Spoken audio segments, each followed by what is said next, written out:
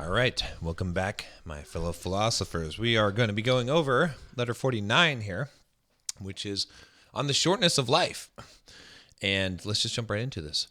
All right, so he says here, a man is indeed lazy and careless, my dear Lucilius, if he is reminded of a friend only by seeing some landscape which stirs the memory, and yet there are times when the old familiar haunts stir up a sense of loss that has been stored away in the soul, not bringing back dead memories, but rousing them from their dormant state, just as the sight of a lost friend's favorite slave or his cloak or his house renews the mourner's grief, even though it has been softened by time. Now, lo and behold, Campania, and especially Naples and your beloved Pompeii, struck me when I viewed them with a wonderfully fresh sense of longing for you. You stand in full view before my eyes. I am on the point of parting from you. I see you choking down your tears and resisting without success the emotions that well up at the very moment when you try to check them. I seem to have lost you but a moment ago, but for what is not but a moment ago when one begins to use the memory. So he's saying here, that, a man is indeed lazy and careless, my dear Lucilius, if he's reminded of a friend only by seeing some landscape which stirs in the memory. So this is interesting.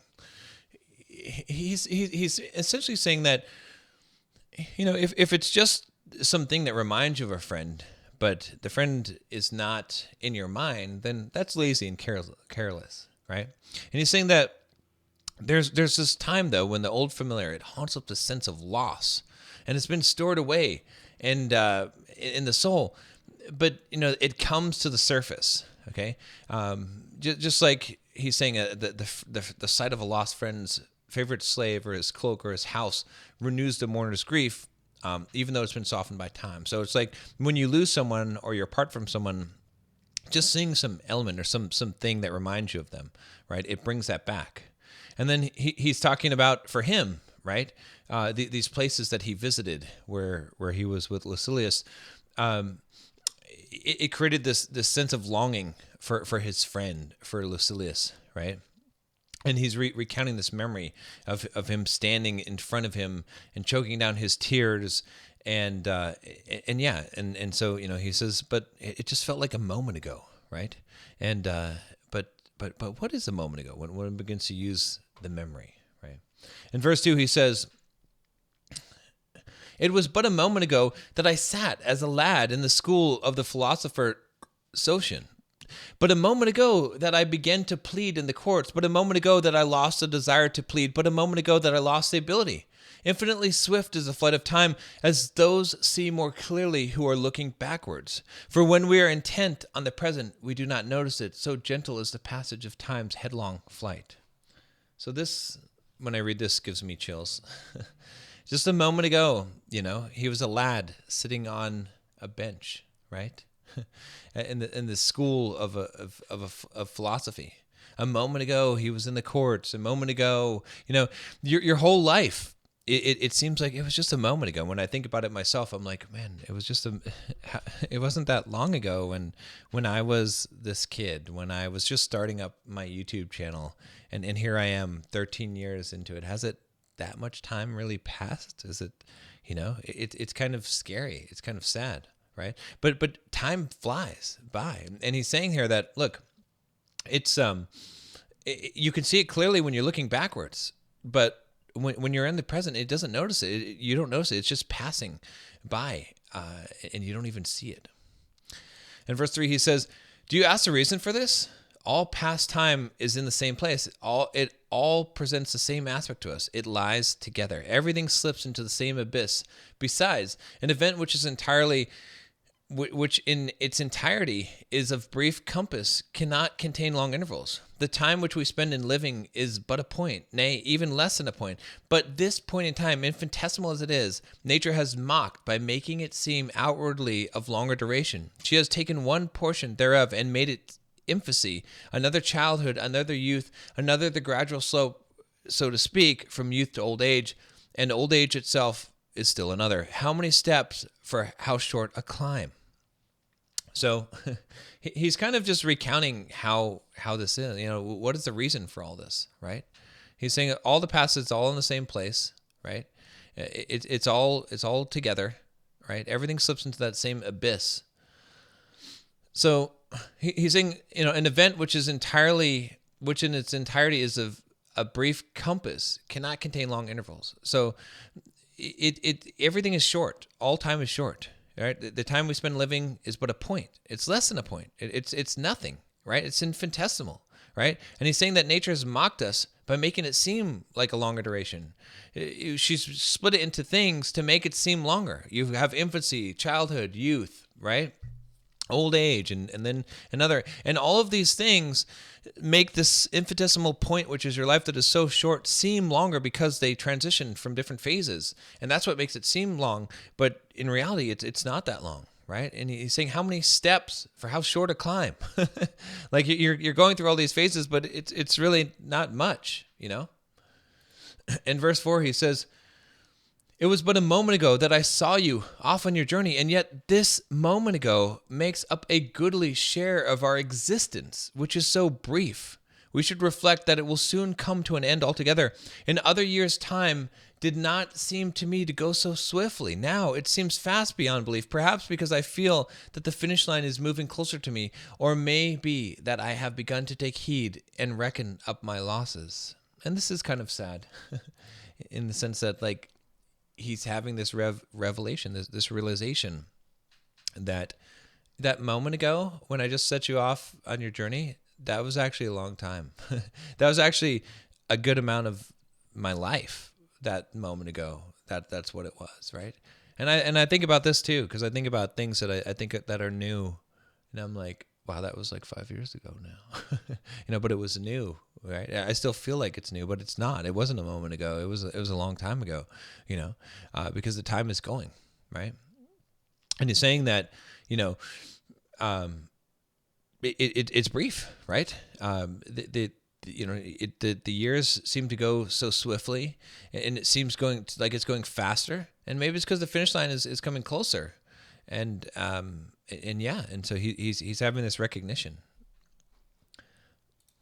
In verse 5, he says, "For this reason, I am all the more angry that some men claim the major portion of this time for superfluous things, time which, no matter how carefully it's guarded, cannot suffice even for necessary things. Cicero declared that if the number of his days were doubled, he should not have time to read the lyric poets. And you may rate the dialecticians in the same class, but they are foolish in a more melancholy way. The lyric poets are avowedly frivolous, but the dialecticians believe that they are themselves engaged upon serious business." So he's saying that, look, there's no time to waste on things that are unnecessary. There's not enough time for necessary things. And Cicero had said that if he had twice the time, he couldn't even go through all the lyric poets. And those are frivolous things. But he's saying that the dialecticians, again, who is railing against, that they think they're involved in some actual serious business. What a waste. "I do not deny that one must cast a glance at dialectic, but it ought to be a mere glance, a sort of greeting from the threshold, merely that one may not be deceived or judge these pursuits to contain any hidden matters of great worth. Why do you torment yourself and lose weight over some problem which it is more clever to have scorned than to solve? When a soldier is undisturbed and traveling at ease, he can hunt for trifles along his way. But when the enemy is closing in on rear and a command is given to quicken the pace, necessity makes him throw away everything which he picked up in moments of peace and leisure." So what he's saying here is, look, sure, maybe you could pay attention a little bit to what these guys are saying. There's some sense in it, but it should just be a mere glance. Like, you shouldn't be just spending your time on this, okay? And think there's some kind of great worth or value in this. This is not real philosophy. And he's saying, why would you torment yourself over something which it's better to just scorn the problem, just forget about it, than to actually solve it? When a soldier is, traveling at ease, he can pick up things along the way, and he can take his time. But when it's time to go because the enemy's on your ass, you've got to drop the stuff that's not important and just go, right? And that's what he's saying, is that's what life is. Like you don't have the time to just be leisurely strolling. In verse 7, he says, I have no time to investigate disputed inflections of words or to try my cunning upon them. Behold the gathering clans, the fast shut gates, and the weapons whetted ready for war. And that's a quote. He says, I need a stout heart to hear without flinching this din of battle which sounds round about. So he's saying, look, I don't got time to look at inflections of words and all this stuff. This is a battle that's going on. Okay, we gotta go. And all would rightly think me mad if, when graybeards and women were heaping up rocks for the fortifications, when the armor-clad youths inside the gates were awaiting or even demanding the order for a sally, when the spears of the foemen were quivering in our gates, and the very ground was rocking with mines and subterranean passages, I say they would rightly think me mad if I were to sit idle putting such petty posers as this. What you have not lost, you have, but you have not lost any horns. Therefore, you have horns. Or tricks constructed after the model of this piece of sheer silliness. So again, he's picking on the same things here, right? About the dialectics and the logic. And he's saying, like, if everyone is fighting this battle and they're getting ready for war and everyone's got their spears ready and all this stuff, and then I'm just sitting and I'm thinking to myself, what you have not lost, you have. So if you haven't lost something, you have it. But you haven't lost any horns, therefore you must have horns. What a waste of time, right? So he's saying that this is just such a waste, right? And verse 9, he says, and yet I may well seem in your eyes no less mad if I spend my energies on that sort of thing, for even now I am in a state of siege. And yet, in the former case, it would be merely a peril from the outside that threatened me and a wall that sundered me from the foe. As it is now, death-dealing perils are in my very presence. I have no time for such nonsense. A mighty undertaking is on my hands. What am I to do? Death is on my trail, and life is fleeting away. So again, he's talking about the urgency here, right? It is being in a state of under siege, right? He does not have time. This is why it is so critical, because death is on your trail. It's coming. Teach me something with which to face these troubles. Bring it to pass that I shall cease trying to escape from death, and that life may cease to escape from me. Give me courage to meet hardships. Make me calm in the face of the unavoidable. Relax the straitened limits of time which is allotted to me. Show me that the good in life does not depend upon life's length, but upon the use we make of it. Also, that it is possible, or rather usual, for a man who has lived long to have lived too little. Say to me, when I lie down to sleep, you may not wake again. And when I have waked, you may not sleep again. Say to me, when I go forth from my house, you may not return. And when I return, you may never go forth again. So he's saying that, look, these are the important things, all right? Teach me some actual stuff that's going to be valuable to me. Help me deal with the problems of life. Help me to face death. Help me to realize that death is coming, right? To realize the shortness and the value of life, to not waste it. This is what I want, not some silly arguments about some words in logic. You're mistaken if you think that only on an ocean voyage there is a very slight space between life and death. No, the distance between is just as narrow everywhere. It is not everywhere that death shows himself so near at hand, yet everywhere he is near at hand. Rid me of these shadowy terrors, then you will more easily deliver to me the instructions for which I have prepared myself. At our birth, nature made us teachable and gave us reason, not perfect, but capable of being perfected.